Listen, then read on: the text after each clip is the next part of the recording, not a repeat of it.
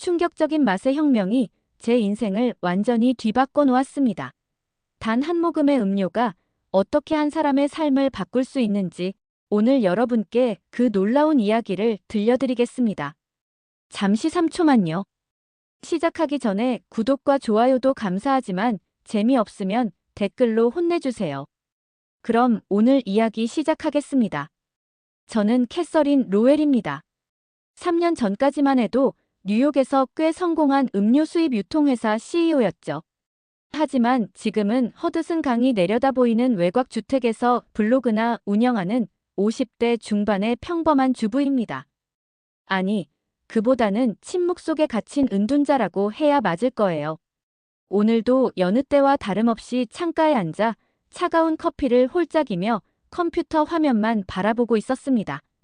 화면에는 제가 운영하는 세계의 맛과 문화 블로그의 방문자 수 그래프가 띄워져 있었어요.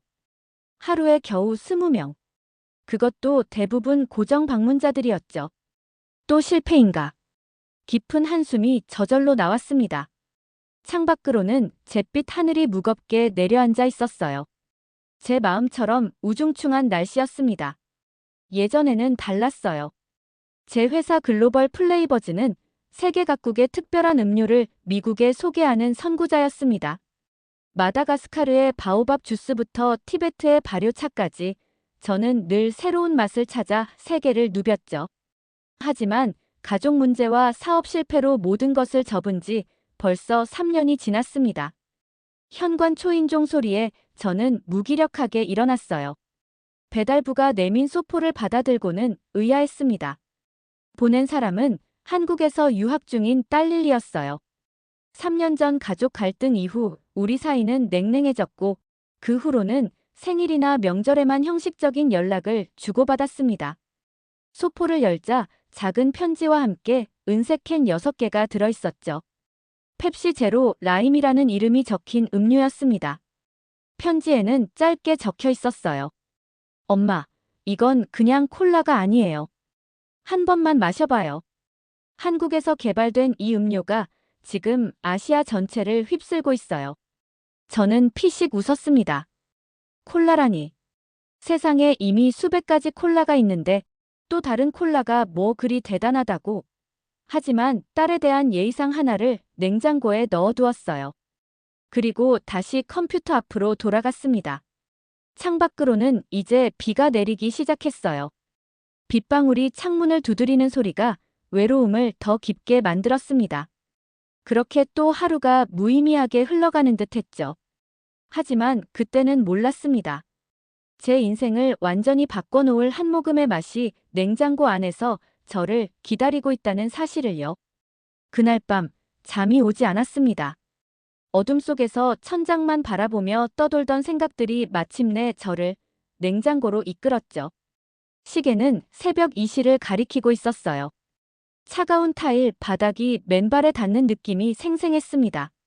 냉장고 문을 열자 파란 불빛 속에서 그 은색 캔이 반짝였어요. 그냥 한 모금만 마셔보자. 저는 무심코 캔을 집어들었습니다. 딸이 보내준 펩시 제로 라임. 캔을 따는 순간 특유의 톡소리와 함께 상쾌한 향기가 퍼졌어요. 라임 향이었지만 어딘가 다른 깊이가 느껴졌습니다. 첫 모금을 들이켰을 때 저는 그 자리에 얼어붙었습니다. 혀끝에서 시작된 감각이 입안 전체로 퍼져나갔어요. 시큼하면서도 달콤한, 그러나 인공적이지 않은 자연스러운 맛. 탄산의 기포가 입안에서 터지는 순간의 짜릿함까지. 이건 분명 콜라지만 제가 지금까지 경험한 어떤 콜라와도 달랐습니다. 어떻게 이런 밸런스를? 두 번째 모금을 들이켰습니다. 이번에는 더 길게, 더 깊이 맛을 음미했어요. 라임의 신선함, 콜라의 깊이, 그리고 무엇보다 인공감미료 특유의 뒷맛이 전혀 없었죠. 제가 15년 동안 전 세계 음료를 수입하며 개발했던 감각이 다시 살아났습니다. 문득 과거가 떠올랐어요. CEO였던 저는 새로운 음료를 발굴할 때마다 더 퀸 오브 플레이버즈라는 별명으로 불렸습니다. 업계 최고의 미각과 트렌드를 읽는 눈을 가졌다고 자부했죠. 하지만 지금은 블로그 방문자 수십 명에 기뻐하는 은둔자가 되어 있었습니다. 그 순간 제 눈에서 뜨거운 것이 흘러내렸어요. 눈물이었습니다. 얼마나 오랜만에 흘리는 눈물인지 모르겠어요. 기쁨의 눈물, 아니면 그동안 제가 잃어버린 것에 대한 슬픔의 눈물. 분명한 건 이 한 모금이 제 안에서 뭔가를 깨웠다는 사실입니다. 캔을 들고 서재로 향했어요. 먼지가 쌓인 노트북을 켰습니다. 세계의 맛과 문화 블로그에 새 글을 쓰기 시작했죠. 오늘 밤 저는 음료 하나로 인해 과거의 제 모습을 되찾았습니다. 한국에서 개발된 펩시 제로 라임이라는 이 콜라는 단순한 음료가 아닙니다. 이것은 맛의 혁명입니다. 손가락이 자판 위를 빠르게 움직였습니다. 마치 15년 전 처음 회사를 시작했을 때처럼 가슴이 뛰었어요. 1시간이 넘도록 멈추지 않고 글을 써내려갔습니다. 음료의 밸런스, 맛의 구조, 향의 깊이까지 전문가의 시각으로 분석했죠. 아침이 밝아올 때까지 저는 깨어 있었습니다. 창밖으로 보이는 새벽 하늘이 어제와는 다르게 보였어요. 더 밝고 더 화사했죠. 마지막 단락을 마무리하며 글을 올렸습니다. 이 맛의 비밀을 찾아야 한다. 이 맛을 만든 사람들을 만나고 싶다. 그리고 24시간 후 제 블로그는 폭발했습니다. 수천 개의 공유와 댓글들, 수년간 침묵하던 업계 지인들의 연락까지 모두가 묻고 있었어요. 이 콜라가 뭐길래? 일주일 후 저는 믿기지 않는 결정을 내렸습니다. 한국행 비행기 티켓을 예매했어요. 3년간 집 밖을 거의 나가지 않던 제가 갑자기 지구 반대편으로 떠나기로 한 겁니다. 창가에 선 제 모습이 유리창에 비쳤습니다.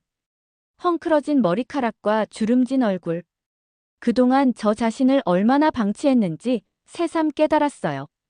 다시 시작해볼까? 거울 앞에서 오랜만에 화장을 하고 정장을 꺼내 입었습니다. 낯설었지만 묘하게 익숙한 느낌이었어요.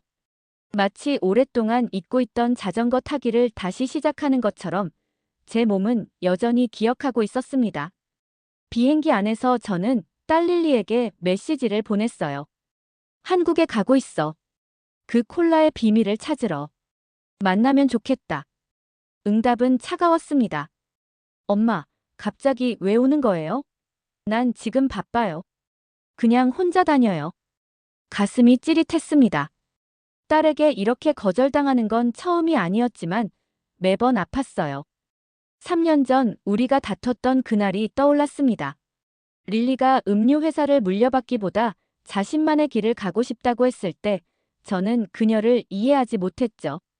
그리고 그 직후 회사가 무너지기 시작했고 모든 것이 한꺼번에 무너졌습니다. 창밖으로 끝없는 구름을 바라보며 생각했어요. 정말 이래도 되는 걸까?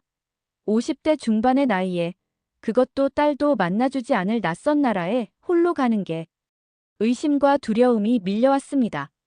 그래도 이미 결정한 일이니 끝까지 가보자고 스스로를 다독였어요.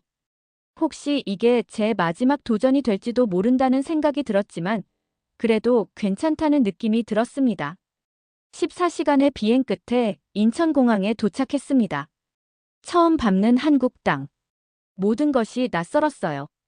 글자도, 언어도, 공기도 달랐습니다. 제 심장은 마치 제 나이의 절반인 사람처럼 두근거렸어요. 공항 면세점에서 저는 다시 그 음료를 발견했습니다. 펩시 제로 라임. 한국에서는 이미 공항 면세점에까지 진열될 정도로 인기 상품이었나 봅니다. 몇 개를 구매한 후 한 캔을 그 자리에서 열었어요. 첫 모금. 미국에서 마셨던 그 맛 그대로였습니다. 아니, 여기서 마시니 더 신선하게 느껴졌어요. 한국의 공기, 그리고 이 음료를 만든 사람들과 같은 하늘 아래 마시고 있다는 생각에 묘한 감동이 밀려왔죠. 이 맛을 만든 사람들. 꼭 만나봐야 해. 택시를 타고 서울 시내로 향하는 길, 창밖으로 보이는 도시의 모습에 입이 벌어졌습니다. 반짝이는 불빛들, 높이 솟은 빌딩들, 그리고 어디에나 존재하는 기술의 흔적들. 미국의 도시들과는 다른 에너지가 느껴졌어요. 택시기사는 저를 신기한 듯 백미러로 힐끔거렸습니다. 처음 한국 오셨어요? 저는 어색한 미소를 지으며 고개를 끄덕였어요. 네, 처음입니다. 사업 찾았어요. 어떤 사업 하세요? 이 질문에 저는 잠시 망설였습니다. 3년 전까지는 대답할 수 있었죠. 하지만 지금은 그래도 용기를 내어 대답했습니다. 음료 사업입니다. 한국의 특별한 음료를 찾으러 왔어요. 이 말을 하는 순간 마치 제가 다시 CEO 캐서린 로웰이 된 것 같았습니다.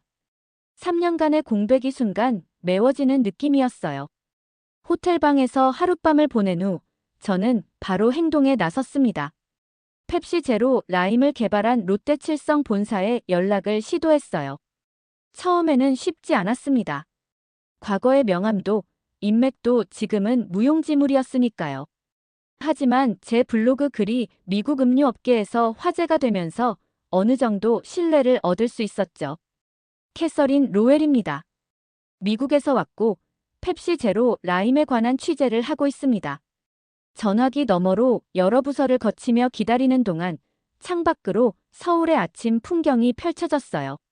활기차게 출근하는 사람들, 빠르게 움직이는 도시의 리듬이 느껴졌습니다. 마침내 한 담당자가 응답했죠. 내일 오전 10시에 방문해 주시겠어요? 개발팀 김현우 박사님께서 시간을 내어주셨습니다. 심장이 빠르게 뛰었습니다. 마침내 그 맛의 비밀을 알 수 있게 된 거예요. 저는 그날 하루 종일 자료를 준비했습니다. 과거 제가 알고 있던 음료 산업의 지식, 콜라 시장의 트렌드, 그리고 펩시 제로 라임에 대한 제 분석까지. 마치 중요한 비즈니스 미팅을 준비하는 옛 자신으로 돌아간 듯 했어요. 다음 날 아침, 저는 긴장된 마음으로 롯데칠성 본사 로비에 서 있었습니다. 유리와 강철로 지어진 현대적인 건물 안에서 저는 제 모습이 어색하게 느껴졌어요. 접수대에 이름을 말하자 곧 한 여성 직원이 나타났습니다. 캐서린님, 안녕하세요. 연구소로 안내해 드리겠습니다. 엘리베이터를 타고 올라가는 동안 긴장감이 더 커졌습니다. 문이 열리자 R&D CENTER라는 글자가 보였어요. 안으로 들어서자 눈앞에 펼쳐진 풍경에 저는 숨을 들이켰습니다. 실험실 복도를 따라 걸으며 양쪽으로 최첨단 장비들이 보였어요. 흰 가운을 입은 연구원들이 집중해서 일하는 모습, 벽면에 가득한 데이터 차트들. 이건 마치 우주선 연구소에 온 것 같은 느낌이었습니다.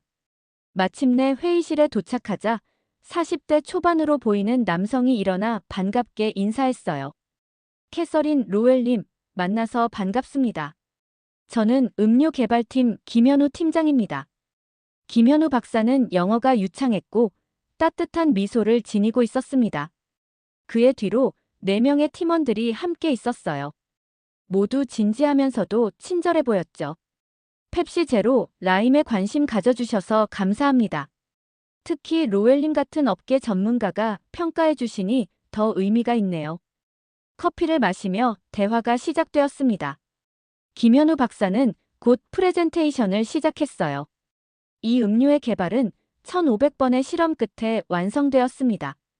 저희가 해결하려 했던 핵심 과제는 무설탕 탄산음료의 인공적인 뒷맛을 어떻게 제거하느냐였죠. 화면에는 복잡한 분자 구조와 맛 패턴 그래프가 나타났습니다. 저는 깜짝 놀랐어요.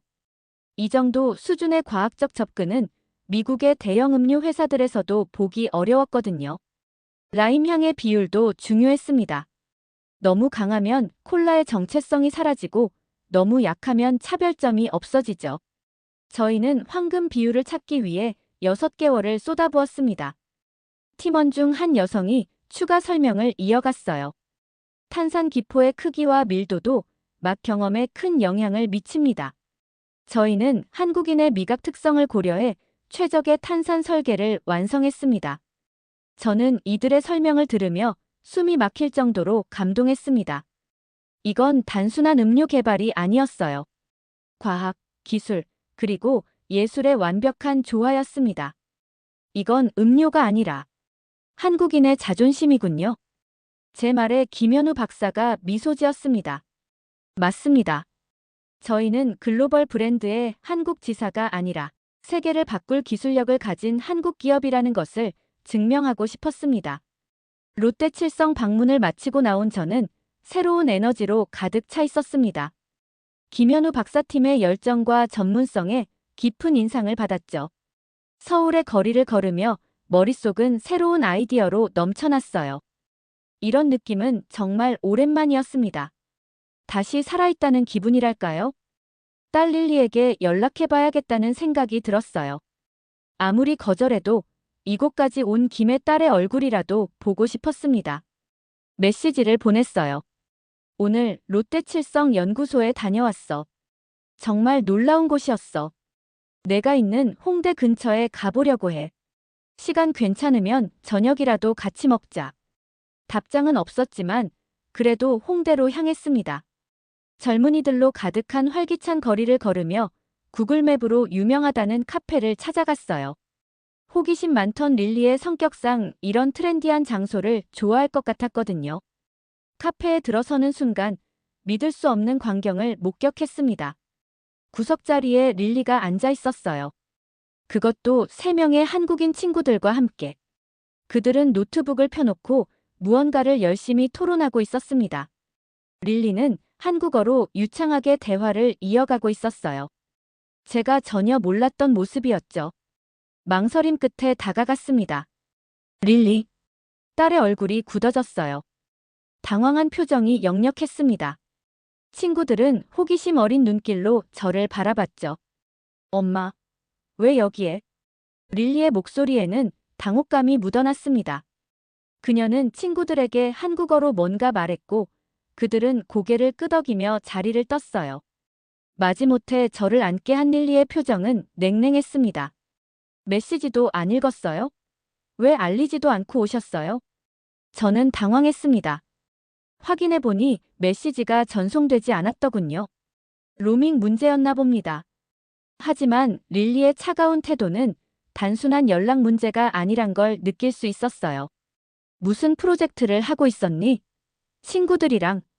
릴리는 입술을 깨물더니 깊은 한숨을 내쉬었습니다. 식품 마케팅 인턴 지원서 준비하고 있었어요. 롯데와 CJ에 지원할 거예요. 이제 졸업까지 한 학기밖에 안 남았으니까. 제 가슴이 철렁 내려앉았습니다. 딸이 한국 기업에 취업 준비를 하고 있었다니.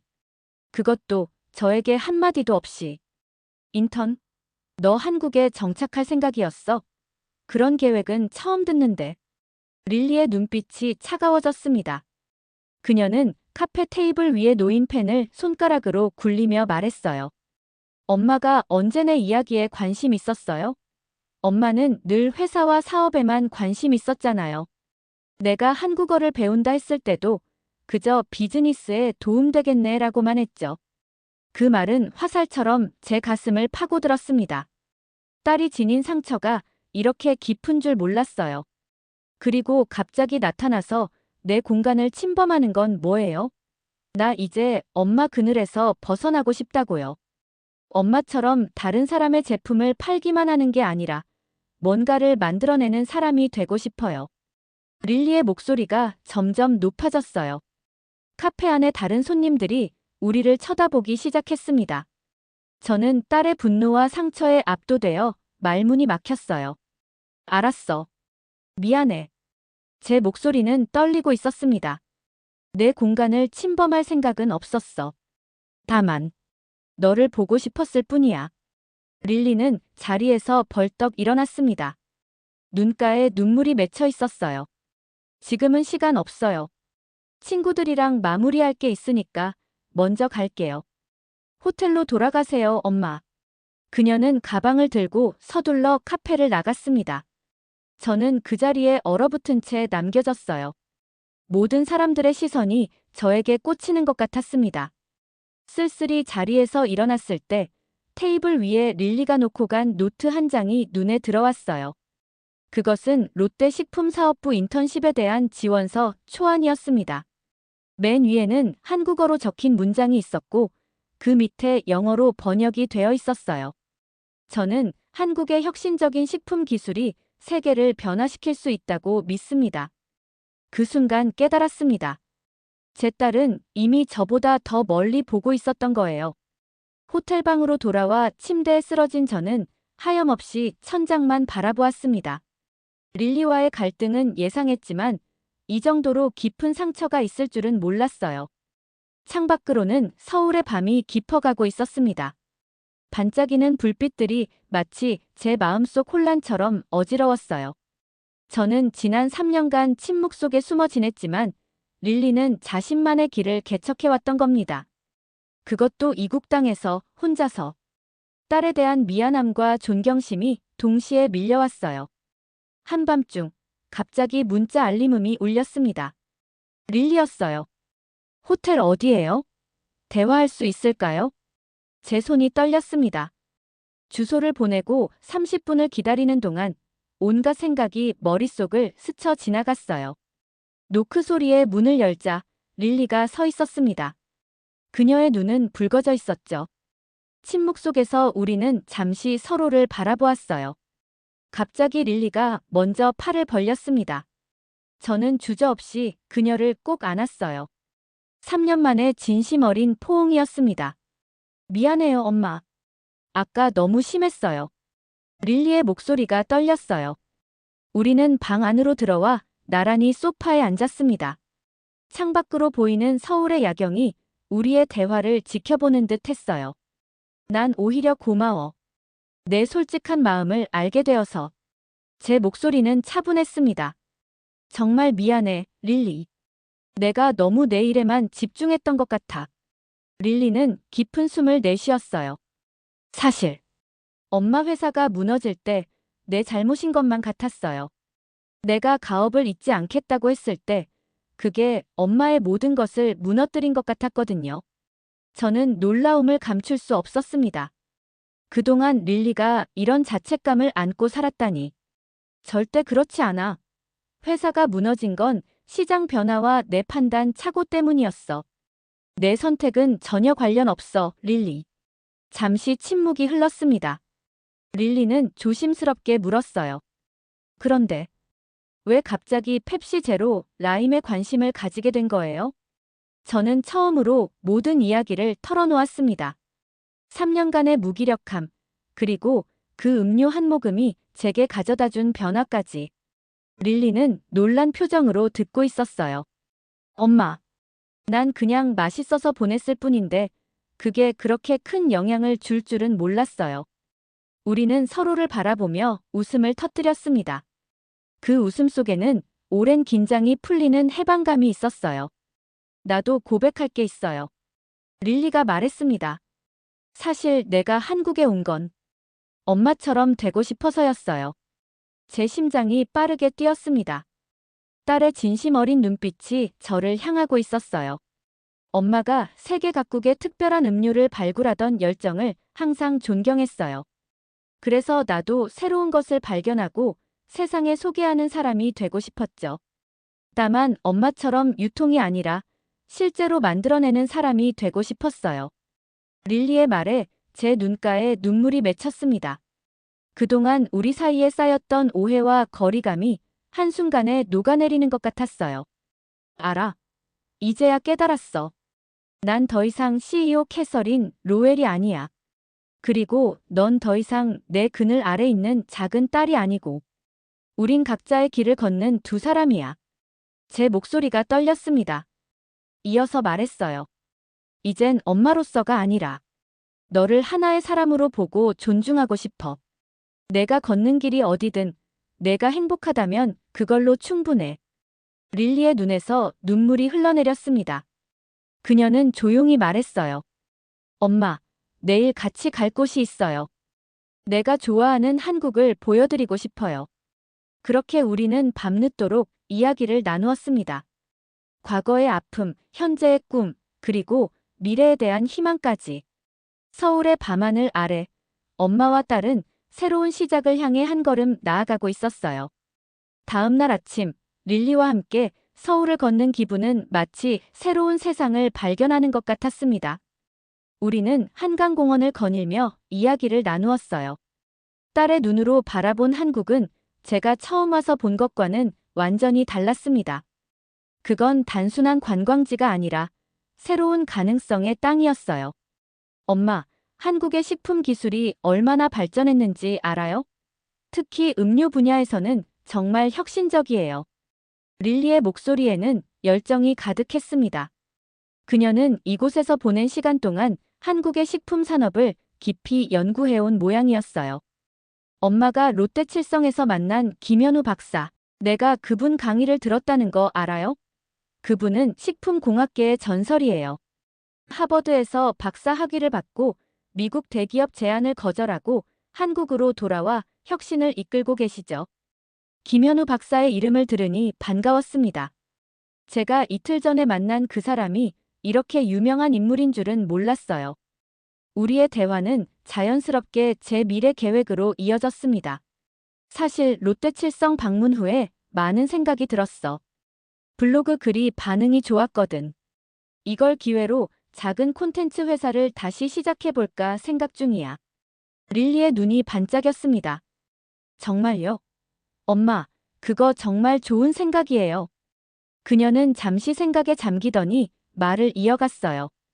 엄마, 제안이 있어요. 오늘 오후에 김현우 박사님과 다시 만날 수 있을까요? 내가 교수님께 말씀드려놨는데 엄마의 블로그 글을 읽고 감명받으셨대요. 인터뷰 같은 걸 해보면 어떨까요? 저는 흔쾌히 동의했습니다. 과거의 저라면 상상도 못했을 일이지만 이제는 새로운 기회를 두려워하지 않게 되었어요. 그날 오후, 우리는 롯데월드타워 전망대 레스토랑에서 김현우 박사를 다시 만났습니다. 그는 이번에는 더 편안한 분위기로 우리를 맞이했어요. 로웰 씨, 당신의 블로그 글이 미국 음료업계에서 큰 반향을 일으키고 있다더군요. 우리 제품을 그렇게 깊이 있게 분석해 주셔서 감사합니다. 김 박사의 말에 저는 겸손하게 웃었습니다. 제가 감사해야죠. 당신네 팀이 만든 제품이 제 인생을 바꿨으니까요. 대화가 이어지는 동안 저는 용기를 내어 제안했습니다. 김 박사님, 혹시 인터뷰를 해도 될까요? 단순한 음료가 아닌 한국이 세계의 기준을 바꾸어가는 이야기로요. 영상 콘텐츠로 만들어 제 블로그에 올리고 싶어요. 김 박사는 잠시 생각하더니 미소를 지었습니다. 좋은 생각이네요. 우리도 세계 시장에 한국의 기술력을 알리고 싶었거든요. 그렇게 즉석에서 인터뷰가 시작되었습니다. 릴리가 스마트폰으로 영상을 녹화하는 동안 저는 김 박사에게 다양한 질문을 던졌어요. 그가 들려준 이야기는 정말 놀라웠습니다. 우리는 단순히 외국 브랜드의 현지 파트너가 아니라 글로벌 시장의 새로운 표준을 제시하고 싶었습니다. 펩시 제로 라임은 그 첫 단계죠. 이 제품이 성공하면서 본사에서도 우리의 기술력을 인정받았고 이제는 글로벌 R&D 센터 중 하나로 지정되었습니다. 인터뷰가 끝나고 호텔로 돌아와 영상을 편집했습니다. 릴리가 옆에서 도와주었어요. 그녀는 놀라운 편집 실력을 보여주었죠. 대학에서 디지털 미디어도 공부했어요. 엄마 회사에 도움될 것 같아서요. 딸의 말에 가슴이 따뜻해졌습니다. 우리는 밤을 새워가며 10분짜리 다큐멘터리 형식의 영상을 완성했어요. 제목은 콜라 한 모금에서 시작된 혁명이었습니다. 다음 날 아침 영상을 올리고 몇 시간 지나지 않아 조회수가 폭발적으로 증가했습니다. 미국 주요 음료 전문 사이트에서 링크를 걸었고 몇몇 방송국에서는 인터뷰 요청까지 왔어요. 엄마, 우리가 해냈어요. 릴리가 흥분된 목소리로 외쳤습니다. 저는 창밖으로 보이는 서울의 풍경을 바라보며 깊은 감동을 느꼈어요. 한 모금의 콜라가 저의 인생을 바꾸었고 그것은 이제 새로운 세계로 이어지고 있었습니다. 6개월 후 브루클린의 한 건물 앞에 서 있는 저 자신을 발견했습니다.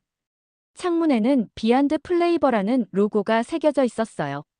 제 새로운 회사의 이름이었죠. 작고 소박한 공간이었지만 희망으로 가득 찬 곳이었습니다. 한국에서 돌아온 후 저는 완전히 달라진 사람이 되었어요. 오랜 업계 지인들과 다시 연락을 주고받기 시작했고 세계 음료 트렌드를 분석하는 콘텐츠를 꾸준히 올렸습니다. 그리고 마침내 작은 투자를 받아 새 회사를 설립했죠. 이번에는 단순한 수입 유통이 아닌 세계의 혁신적인 음료와 식품을 소개하는 미디어 겸 컨설팅 회사였습니다. 엄마, 긴장되세요? 옆에 선 릴리가 물었습니다.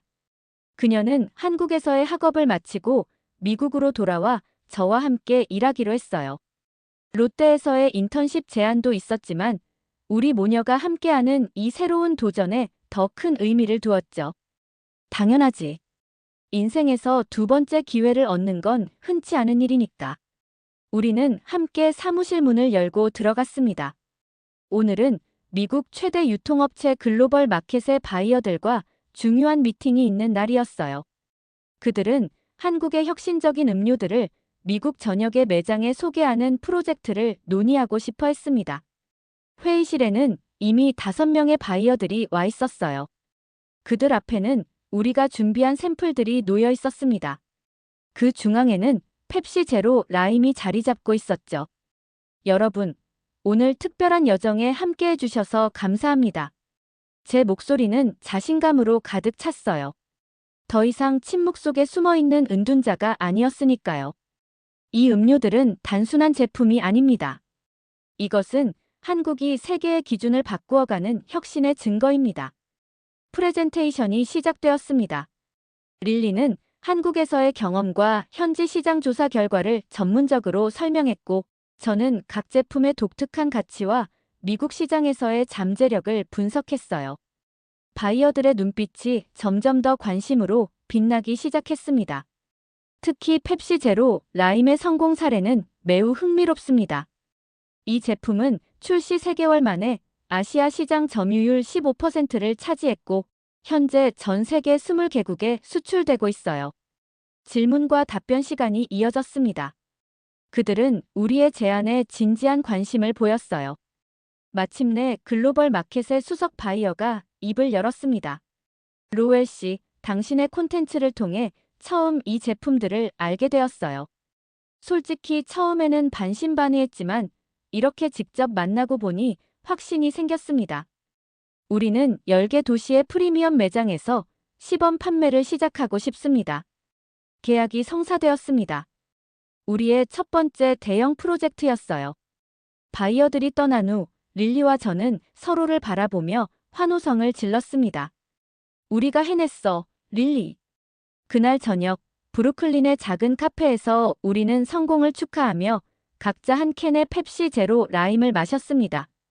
창밖으로는 뉴욕의 석양이 붉게 물들고 있었어요. 엄마, 생각해보면 정말 신기해요. 제가 그냥 맛있어서 보낸 음료 한 캔이 우리 인생을 완전히 바꿔놓았다니. 릴리의 말에 저는 미소 지었습니다. 그게 바로 혁신의 힘이야. 한국에서 온 작은 변화가 세계를 바꾸어 가고 있어. 우리는 잔을 부딪히며 미래를 향해 건배했습니다. 저는 문득 깨달았어요. 제가 마신 건 단순한 콜라가 아니었습니다. 그것은 가능성과 연결의 맛이었고 새로운 시작의 맛이었습니다. 비안드 플레이버.